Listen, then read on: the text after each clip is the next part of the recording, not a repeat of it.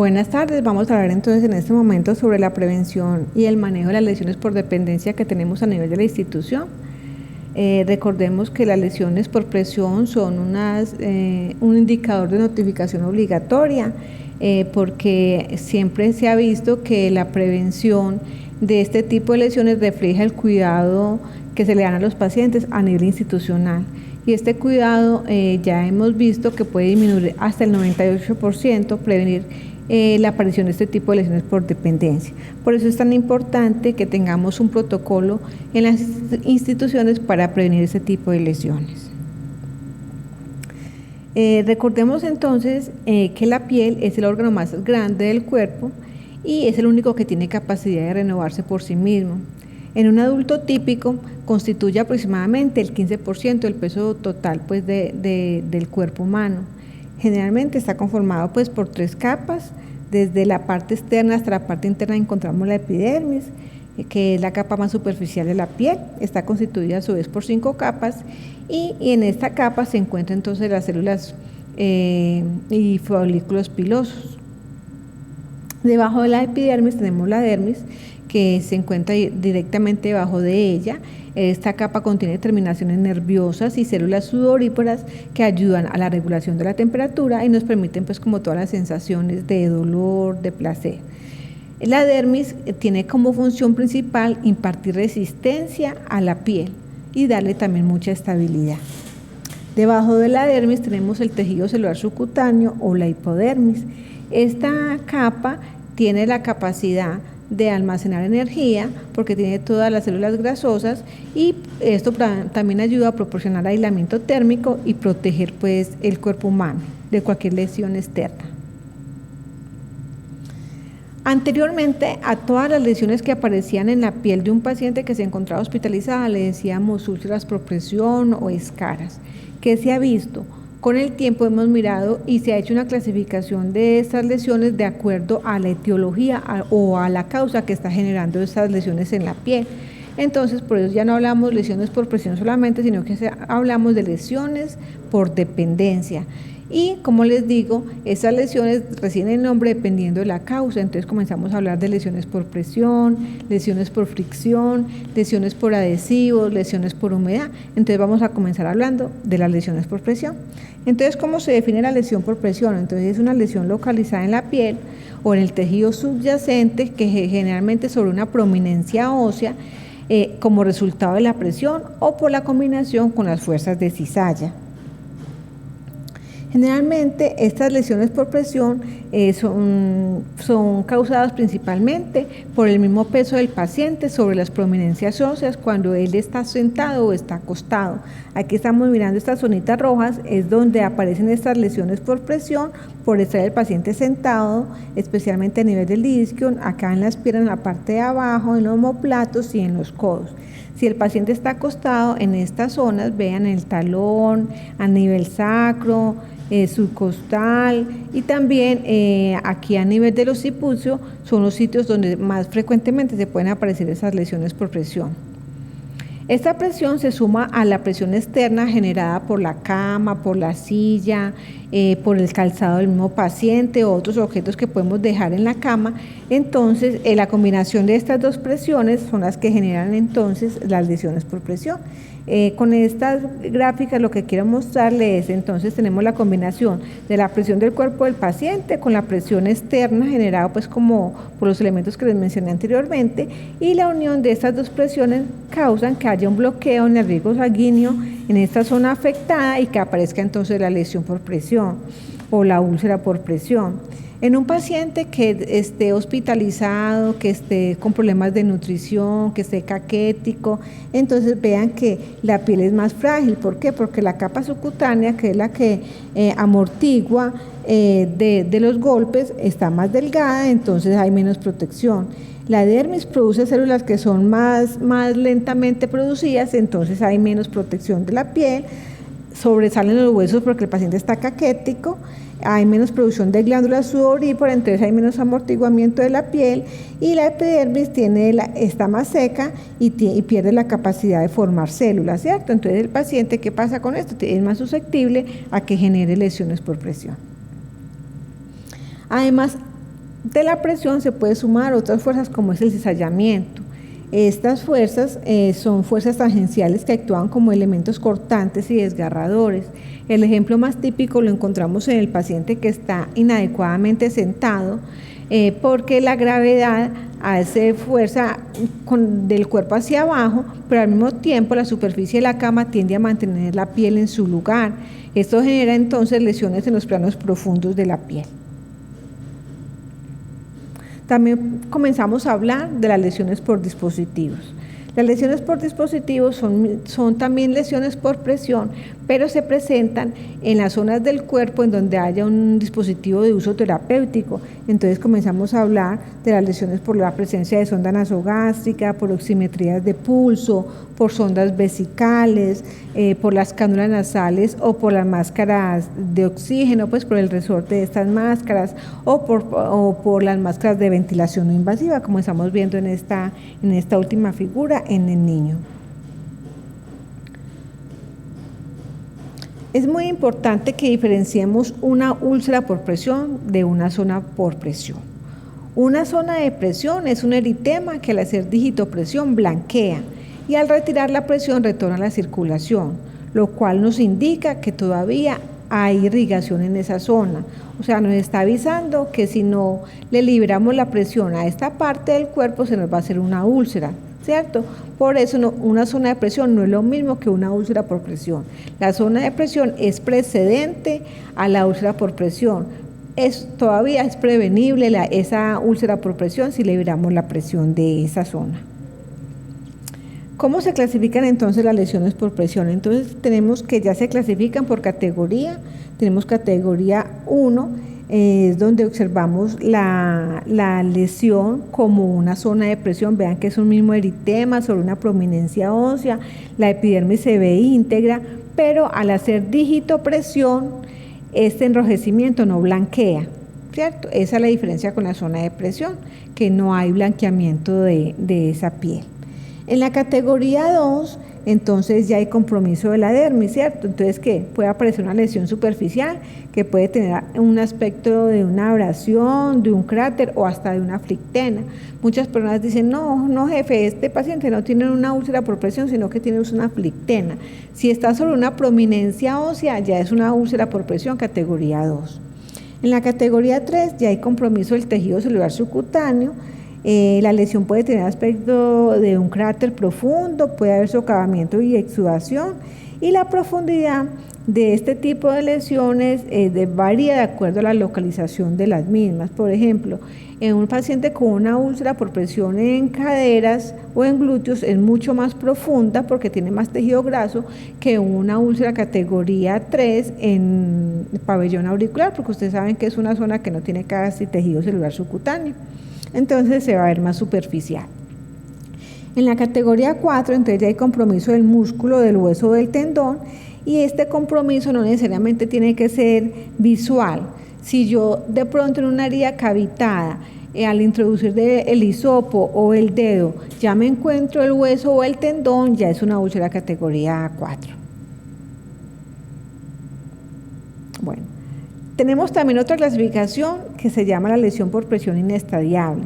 En este tipo de lesión, la verdadera profundidad de la herida la sabemos cuando retiremos todo el tejido necrótico, ¿cierto? Entonces, por eso es que no podemos decir desde un principio qué categoría es hasta que no se haga un debridamiento de esta necrosis. Bueno, ¿cuáles son las lesiones por fricción? Son lesiones que se producen por la fuerza que se genera cuando dos superficies se rozan al moverse, ¿cierto? Por ejemplo, cuando acomodamos al paciente en la cama, tirando de él o arrastrándole, o le decimos, don Alberto, por favor empújese con los talones hacia arriba. Ese roce de la espalda del paciente con la sábana o la cama del paciente puede generar lesiones por fricción. Las lesiones por humedad se definen como la inflamación o erosión de la piel causada por la exposición prolongada a la humedad. Esto incluye orina, heces líquidas, exudado de las heridas, efluentes de estomas, fístulas, o el sudor, saliva o moco, ¿cierto? Vean que se ve muy diferente cada uno de este tipo de lesiones. También cuando hablamos de lesiones por dependencia, de las lesiones por adhesivo o MARSI. Son lesiones que se presentan por la presencia o por el retiro inadecuado de los apósitos con adhesivos, ¿cierto? Vamos a mirar un poquito esto. Para que un paciente desarrolle lesiones por dependencia debe tener generalmente factores de riesgo intrínsecos y también los factores de riesgo extrínsecos. Dentro de los factores de riesgo intrínsecos, entonces tenemos que un paciente que tenga una humedad aumentada porque esté muy sudoroso, porque tenga exudado aumentado de las heridas, porque tenga una ileostomía mal canalizada, tiene alto riesgo de desarrollar entonces lesiones por humedad. Los pacientes desnutridos o caquéticos, ya vimos por qué. Pacientes inestables hemodinámicamente, porque ustedes saben que el órgano que más sufre cuando un paciente está inestable es la piel, porque es el último órgano al que le llega pues buena irrigación sanguínea. Las edades extremas, no solamente los ancianos, porque siempre hemos tenido como esa idea de que solamente los ancianos tienen mayor riesgo. No, los niños, los neonatos que todavía no producen elastina, y los ancianos que ya no la producen tienen mucho riesgo de desarrollar cualquier tipo de lesión por dependencia, y los pacientes que tengan inmovilidad reducida. Por eso es que es más frecuente en pacientes con problemas neurológicos o pacientes de las unidades de cuidado intensivo que dependen para los cambios de posición del personal pues, de enfermería. Bueno, ¿qué cuidados de enfermería vamos a tener entonces para prevenir este tipo de lesiones por dependencia? Entonces, el primer paso en la prevención es la aplicación de una escala de valoración para determinar el riesgo que tiene el paciente de desarrollar cualquier tipo de lesión por dependencia.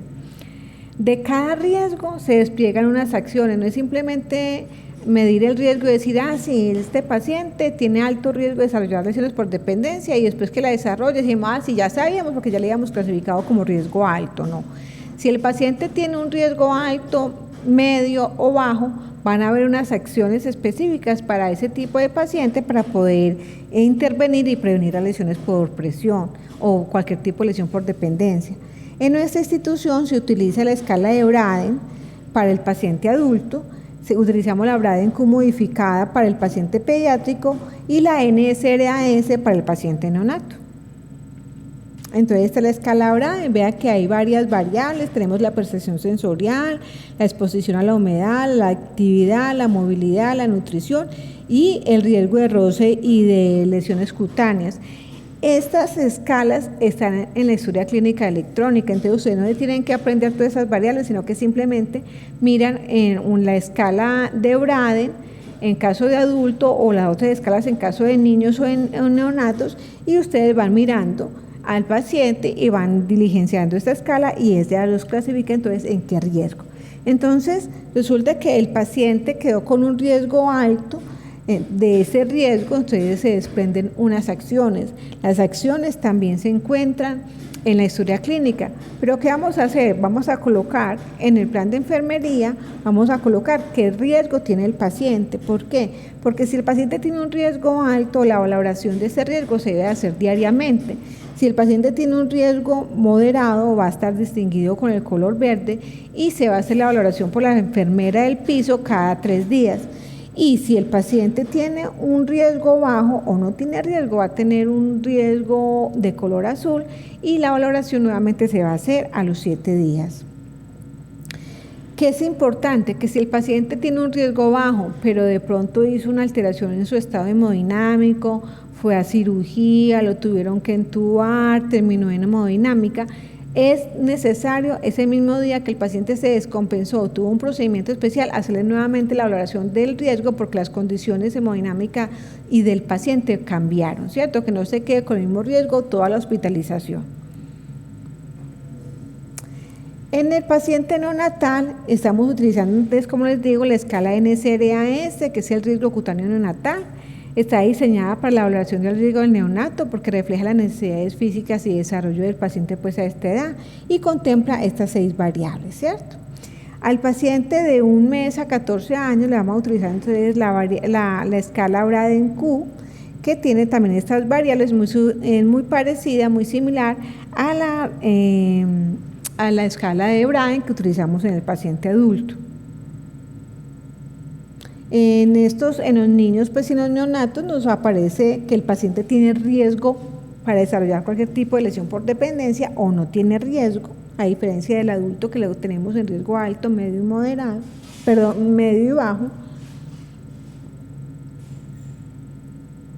Y también, si tenemos un paciente con riesgo alto pediátrico, entonces le vamos a hacer la evaluación diariamente, o si el paciente no tiene riesgo, va a ser cada 3 días. Y siempre que haya una alteración en su estado hemodinámico o que el paciente vaya a algún procedimiento en hemodinámica o en cirugía. Bueno, ¿qué es lo importante? ¿Para qué les trae esta diapositiva? Vean que en la historia clínica electrónica ustedes pueden verificar las acciones que se despliegan de estos riesgos, ¿cierto? Entonces ustedes buscan acá y miran, por ejemplo, si el paciente tiene un riesgo alto, van a ingresar por acá donde dice hora en alto. Si tiene riesgo medio, van a colocar esto. Pero también, muchachos, hay unas acciones que son para todos los riesgos. Entonces, en cada turno se debe hacer la lista de verificación de esas acciones. ¿Quién hace esa lista de verificación? Las auxiliares de enfermería. Son como varios filtros que tenemos para que así podamos implementar todas las acciones de prevención en los pacientes, ¿cierto? Entonces, por ejemplo, estas son como todas las acciones generales para todos los pacientes. Vean que van encabezadas y van básicamente a todos los cuidados de la piel, ¿cierto? Que el paciente debe tener el cuerpo limpio, seco.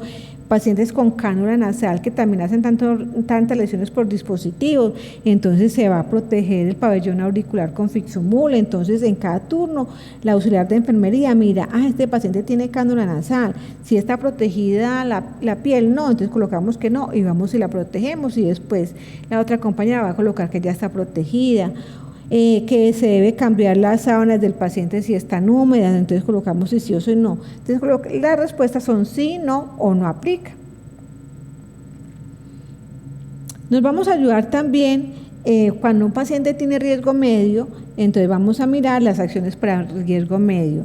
Entonces básicamente son el uso de cojines que nos ayudan a servir como de soporte para mantener al paciente en una posición determinada, ¿cierto? No es para colocar directamente sobre las prominencias óseas, porque ya vimos que cualquier fuente externa que haga presión puede generar lesión, sino que es para ayudar a la acomodación del paciente en la cama. También vamos a colocarle sobre la región sacra una película transparente que nos ayuda también a prevenir no tanto las lesiones por presión, porque va a seguir siendo la misma presión, sino que nos va a disminuir el riesgo de lesiones por fricción. Y también vamos a verificar, como es un paciente que tiene riesgo medio, es porque el paciente se puede movilizar, pero entonces sí le vamos a explicar la importancia de que él mismo cambie de posición y le vamos a enseñar cómo va a cambiar de posición si de pronto el paciente no sabe.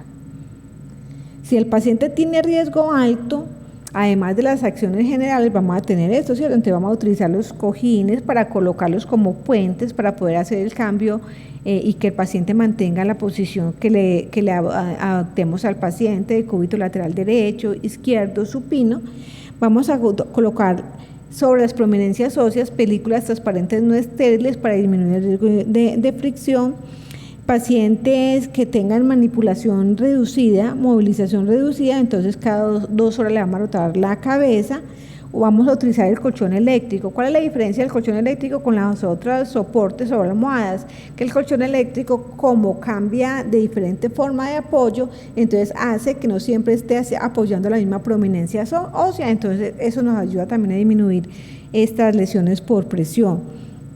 Se debe rotar la inmovilización del tubo urotraqueal cada 24 horas, de la oximetría cada 2 horas, se deben hacer cambios de posición cada 2 horas específicamente, liberar los talones, como aparece acá, vea que tenemos una almohadita debajo de las piernas para que nada esté tocando los talones, no es colocar las bolsas de agua o los puentes o las almohadas sobre los talones, sino liberarlos para que nada los toque, y evaluar la piel que está en contacto con los inmovilizadores. Ustedes saben que los pacientes están agitados, están con delirio y deben tener inmovilizaciones, entonces debemos revisar también la piel que está en contacto con este tipo de inmovilizadores.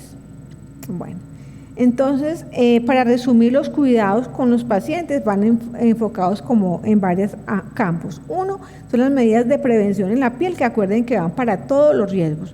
Entonces un paciente tiene riesgo alto, debe tener en cada turno la lista de chequeo de todas las acciones de prevención más la lista específica para riesgo alto. También se deben hacer cambios posturales, entonces si el paciente tiene riesgo bajo y él puede movilizarse, entonces que se esté cambiando de posición cada 2 horas más o menos. Y en pacientes con riesgo moderado, riesgo alto, este cambio de posición en riesgo moderado tiene que ser supervisado por el personal de enfermería, y el riesgo alto sí lo debemos suministrar nosotros. Superficies de apoyo estáticas para riesgos bajo y moderado, y dinámicas para el riesgo alto, o sea, el colchón.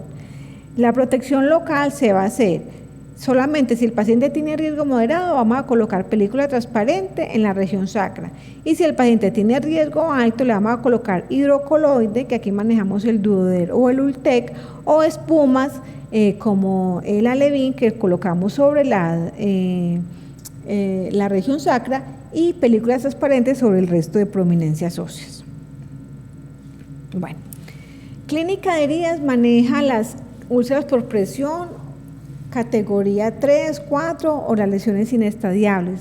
Las enfermeras de los servicios manejan entonces las lesiones categoría 1 y 2, y ya está estandarizado cómo la vamos a manejar, entonces vamos como a recordar eso. Entonces, siempre vamos a lavar la herida, como ya habíamos explicado en la otra charla, con solución salina, no vamos a utilizar ningún tipo de antiséptico. Vamos a utilizar entonces generalmente una solución salina de 100 centímetros con una aguja gruesa 18 para poder facilitar el barrido pues, de los microorganismos del lecho de la herida. No vamos a generar fricción con una gasa porque eso aumenta pues que se complique más la lesión, y no vamos a masajear la lesión. Secamos en toquecitos con suavidad con una gasa estéril, y después podemos cubrir la herida. Entonces, en heridas planas que estén limpias, que sean poco profundas, que no tengan mucho exudado, podemos colocar un vendaje elástico pero poroso. Acá manejamos el Fixomul. También en cada servicio manejamos Fixomul estéril, entonces podemos colocarle el Fixomul estéril y se cambiaría cada 5 días. Si de pronto si hay un poquito más de humedad, de exudado, podemos colocar apósito hidrocoloide específicamente en las prominencias óseas, para también ayuda a amortiguar un poquito como la presión y la fricción, o apósitos de espuma como el Alevín. Se deben dejar inicialmente 3 días y evaluar nuevamente para ver si se puede hacer cada 5 o 7 días después de la primera valoración. En pacientes con lesiones por adhesivo, una forma muy importante de poder prevenir este tipo de lesiones es una aplicación adecuada de este adhesivo. Entonces vamos a limpiar primero la zona en donde va a colocar el adhesivo, vamos a secarla. Si es un paciente que es muy velludo en los hombros, en el brazo, es mejor rasurarlo para evitar el trauma después retirándole el adhesivo. No estirar la cinta al colocarla, porque como esta cinta tiene memoria, después colocada sobre la piel se va a volver a contraer, entonces va a generar la lesión por adhesivo. Y al retirarlo, recuerden que se debe hacer alando las esquinas de la película transparente, y eso va permitiendo que se levante el apósito sin que se genere trauma sobre la piel. También cuando utilizamos otro tipo de cinta adhesiva como el esparadrapo o el Fixomul, a diferencia de la película transparente, no la alamos de las esquinas, sino que cogemos y primero saturamos muy bien ese apósito con solución salina o con agua, o sea, lo humedecemos muy bien y comenzamos a retirarlo. La forma adecuada es esta segunda imagen, en donde siempre debemos sostener la piel en donde está la cinta, vamos levantando con la otra mano, pero vean que la dirección de levantamiento es muy al borde de piel, no hacia arriba, para que no levante la piel y no se vaya perdiendo pues las células de la epidermis. Esta es la forma adecuada. Aquí estamos viendo la forma inadecuada porque estamos facilitando que se levante entonces la epidermis. Bueno, ¿cómo vamos a prevenir las lesiones por humedad? Entonces, debemos lavar siempre esa zona que está con humedad con agua y con una toallita. Generalmente las lesiones que se presentan acá en la clínica por humedad es pacientes que tengan incontinencia fecal. Entonces, en este tipo de pacientes no vamos a utilizar los paños húmedos comerciales, porque aunque digan que no tienen alcohol, generalmente sí tienen algún grado de alcohol, y ustedes saben que eso arde mucho y genera más lesión.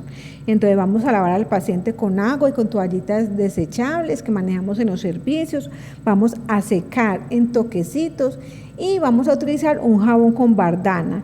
Este jabón con bardana lo debe conseguir la familia porque como es un jabón cosmético no lo cubre la EPS como un apósito necesario pues para el manejo de las heridas.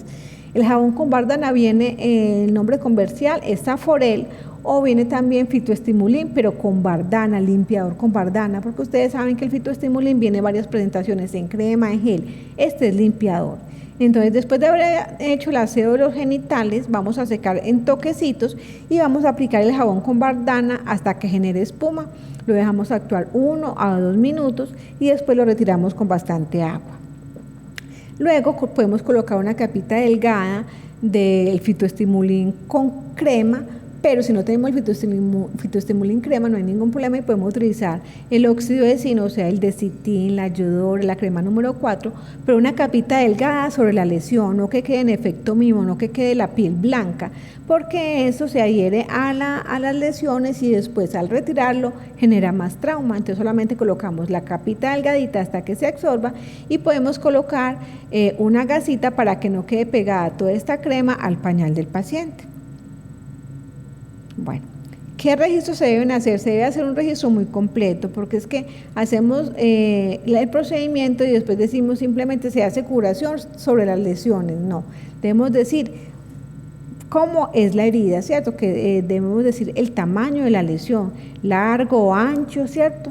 La profundidad de la herida, ¿para qué? Para que la otra enfermera o la otra compañera que haga la nueva curación mire con relación a la curación pasada si está mejor, si está peor, porque si no decimos ningún detalle no sabemos la evolución de estas lesiones.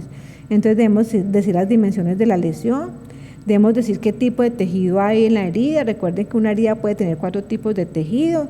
Tenemos el tejido de granulación, que es esta imagen que tenemos acá, que es granuloso, rojo, vivo. Tenemos el tejido epitelial, que es un tejido morado, lila, que es muy lábil, muy delgado, y que estos dos tejidos, el de granulación y epitelial, lo debemos cuidar mucho porque son tejidos precedentes a la cicatrización de la herida.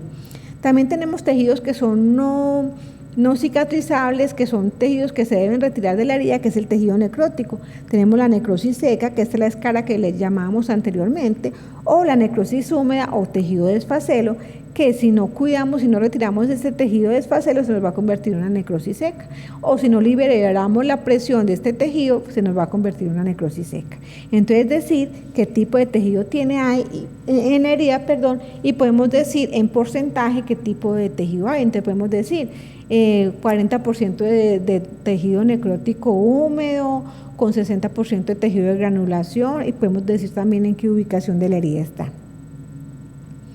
Vamos a hablar también de la piel prelesional, ¿cierto? Para mirar si la piel está hiperpigmentada, como estamos viendo en esta primera imagen. Puede haber maceración de la piel que se produce cuando hay mucha humedad de la herida, cuando colocamos los apósitos y están demasiado saturados. Entonces debemos retirar esos apósitos externos y ponerles unos nuevos. No es tapar los apósitos sucios con otros nuevos, no, es retirarlos y hacer el cambio por otras gasas nuevas.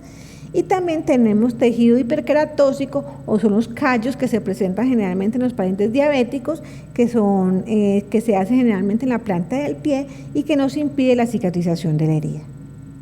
Vamos a hablar también del exudado, si es un exudado normal o seroso, amarillo claro, que ustedes saben que la secreción serosa tiene como la consistencia como el agua, no tiene olor, ¿cierto? Y generalmente es en poca cantidad.